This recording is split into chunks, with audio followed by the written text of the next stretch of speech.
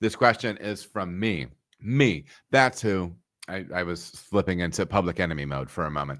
Dealing with a stuck mash. Nobody sent me this. I wanted to talk about it because we hear about it a lot. And I am going to be speaking on this pretty much exclusively from the pro side. The things I'm going to suggest work for your equipment. That's great.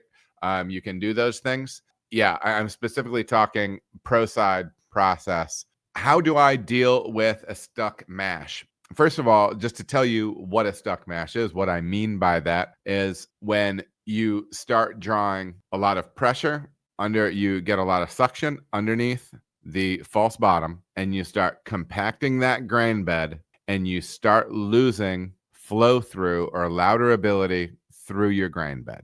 Okay, meaning that it's harder and harder to uniformly flow sparge water through your grain bed, ultimately loudering that over to the kettle. This can happen to where it's just really severely slowed down and you're pulling a lot of grain, or maybe your wort starts getting really, really clear, but your flow rate is bottoming out. You're barely moving any liquid over. You're barely moving any wort at all over. That's what we're talking about. And sometimes it'll just slam the door shut and not do its thing.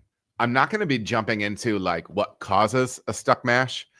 Generally you're going too fast, your crush is too fine, or you pulled too much suction on the bottom underneath the mash bed. All things like that.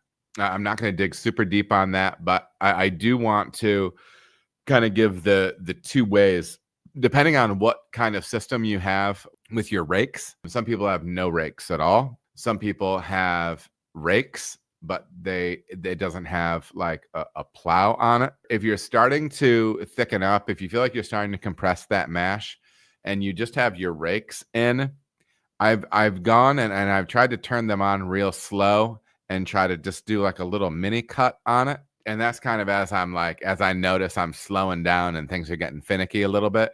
I see if that works. Sometimes that helps a little, but if you're going to stick it for real, that's probably not going to do it. If you do end up in that situation where you really have stuck it, a lot of times you're either going to have to reset that grain bed in some way or another. If you have a plow on your rakes, you can drop that and try to gently roll that around. I wouldn't try to rip it too hard because you could be putting a lot of torque or a lot of pressure on that spindle as you're trying to run that through. I think something else that you can do that I've had a lot of success with is underletting, or taking water from the hot liquor tank and shooting it into the bottom of your mash tun. Now, one of the things I think you need to do if you do that is you shoot it in, but you have to put a flow meter on it, ladies and gentlemen. You want to know the volume of water that is going into your mash tun, that you're blowing up through that false bottom. You're blasting that hot water up there, and it's going to loosen that up. That might be a good time to drop your rake and then give it a turn after you've blasted that a little bit to make sure that you're really kind of cleaning up anything that could be sticking there. And if you waited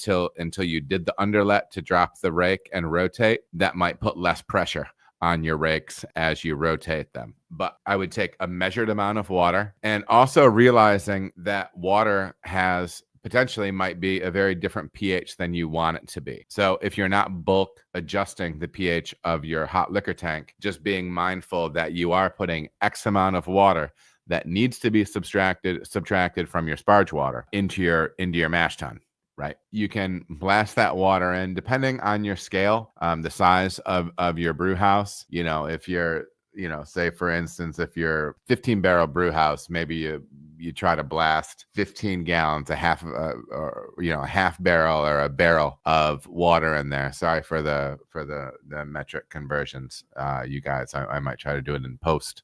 I do need a chart. Anyways, love me.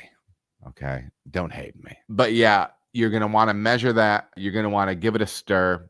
You're going to want to get that rake back up, and then you're going to need to reverl off for as long as you can manage to patiently. It's probably going to need to be as long as it normally was before. So if you're running a 20-minute verl off, you're probably gonna need to run it for 20 minutes before you start lautering again. That's how I handle those things. I'm mindful of the volume of water going in. I'm also mindful of the pH of that. I'm not trying to be too aggressive with those rakes. I don't want to be busting those things in there if you're just dropping it into a bunch of glue.